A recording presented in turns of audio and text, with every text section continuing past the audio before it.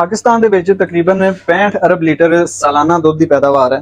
ਅਗਰ ਉਹਨੂੰ ਤੁਸੀਂ ਡੇਲੀ ਦੀ ਬੁਨਿਆਦ ਤੇ ਦੇਖੋ ਤਾਂ ਤਕਰੀਬਨ 17-18 ਲੀਟਰ ਜਿਹੜਾ ਕਰੋੜ ਲੀਟਰ ਦੁੱਧ ਰੋਜ਼ਾਨਾ ਦੀ ਬੁਨਿਆਦ ਤੇ ਪੈਦਾ ਹੁੰਦਾ ਹੈ। ਅਗਰ ਤੁਸੀਂ ਪਾਕਿਸਤਾਨ ਦੀ ਆਬਾਦੀ ਤੇ ਇਹਨੂੰ ਤਕਸੀਮ ਕਰਕੇ ਵੇਖੋ ਤੇ ਇੱਕ ਬੰਦੇ ਦੇ ਹਿੱਸੇ 'ਚ ਤਕਰੀਬਨ ਕਮ ਸੇ ਕਮ 3 ਪਾਤ ਦੁੱਧ ਹੁੰਦਾ।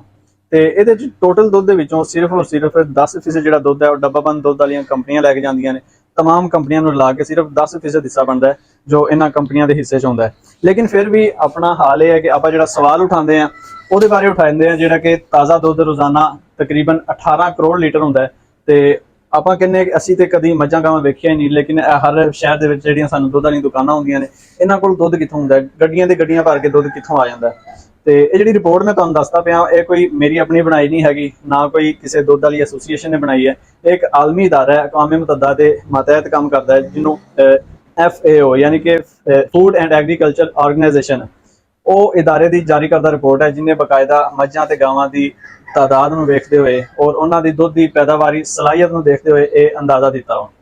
ਤੇ ਉਹਦੇ ਬਾਵਜੂਦ ਵੀ ਆਪਾਂ ਜਿਹੜਾ ਸਵਾਲ ਉਠਾਈਦਾ ਸਿਰਫ ਤਾਜ਼ਾ ਦੁੱਧ ਦੇ ਬਾਰੇ ਨਾਲ, ਹਾਲਾਂਕਿ ਸਵਾਲ ਤੇ ਤੁਹਾਡਾ ਇਹ ਉਠਾਉਣਾ ਬਣਦਾ ਹੈ ਕਿ ਜਿਹੜੀ ਡੱਬਾਬੰਦ ਦੁੱਧ ਦੀ ਕੰਪਨੀਆਂ ਨੇ ਸਿਰਫ 10% ਆਪਣਾ ਸ਼ੇਅਰ ਚੁੱਕ ਕੇ ਹਰ ਬਾਜ਼ਾਰ ਨੂੰ, ਹਰ ਮਾਰਕੀਟ ਦੇ ਵਿੱਚ, ਹਰ ਦੁਕਾਨ ਦੇ ਉੱਪਰ ਇਹਨਾਂ ਨੇ ਕਿਵੇਂ ਮਾਰਕੀਟਾਂ ਭਰੀਆਂ ਹੋਈਆਂ ਨੇ। ਤੇ ਇਸ ਲਈ ਤੁਹਾਨੂੰ ਕਹੀਦਾ ਕਿ ਅਗਰ ਤੁਸੀਂ ਕੋਈ ਗੱਲ ਕਰਨੀ ਹੁੰਦੀ ਹੈ, ਕੋਈ ਸਵਾਲ ਕਰਨਾ ਹੁੰਦਾ ਹੈ, ਇਹ ਨਹੀਂ ਕਿ ਹੁਣ ਤੁਸੀਂ ਕਹਿਤਾ ਕਿ ਅਸੀਂ ਮੱਝਾਂ ਗਾਵਾਂ ਵੇਖੀਆਂ ਨਹੀਂ, ਹਾਲਾਂਕਿ ਸ਼ਹਿਰ ਦੇ ਵਿੱਚ ਜਦੋਂ ਪਾਬੰਦੀ ਹੈ ਤੇ ਤੁਸੀਂ ਮੱਝਾਂ ਗਾਵਾਂ ਕਿੱਥੋਂ ਵੇਖਣੀਆਂ। ਤੇ ਅਗਰ ਤੁਸੀਂ ਮੱਝਾਂ ਗਾਵਾਂ ਵੇਖਣੀਆਂ ਉਹਨਾਂ ਦੇ ਫਾਰਮ ਤੇ ਜਾਓ, ਪਿੰਡਾਂ ਦੇ ਵਿੱਚ ਜਾਓ, ਤਕਰੀਬਨ ਹਰ ਤੁਹਾਨੂੰ ਦੂਜੇ ਤੀਜੇ ਚੌਥੇ ਘਰ ਦੇ ਵਿੱਚ ਮੱਝਾਂ ਗਾਵਾਂ ਜ਼ਰੂਰ ਨਜ਼ਰ ਆਉਣਗੀਆਂ।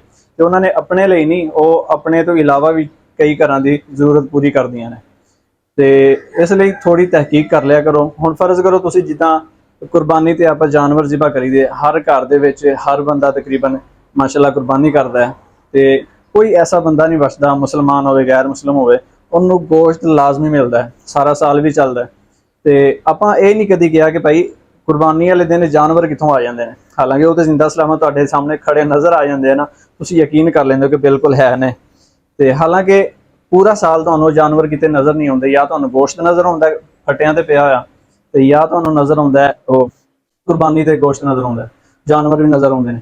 ਤੇ ਇਸ ਲਈ ਅਗਰ ਤੁਹਾਨੂੰ ਗਾਵਾਂ ਮੱਝਾਂ ਨਜ਼ਰ ਨਹੀਂ ਆ ਰਹੀਆਂ ਤੇ ਤੁਸੀਂ ਉੱਥੇ ਜਾਓ ਜਿੱਥੇ ਗਾਵਾਂ ਮੱਝਾਂ ਲੋਕਾਂ ਨੇ ਰੱਖੀਆਂ ਨੇ।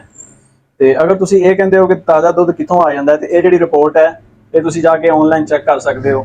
ਤੇ 65 ਅਰਬ ਲੀਟਰ ਰੋਜ਼ਾਨਾ ਸਾਲਾਨਾ ਦੀ ਬੁਨਿਆਦ ਤੇ 18-17 ਕਰੋੜ ਤਕਰੀਬਨ ਰੋਜ਼ਾਨਾ ਦੀ ਬੁਨਿਆਦ ਤੇ ਦੁੱਧ ਪੈਦਾ ਹੁੰਦਾ ਹੈ।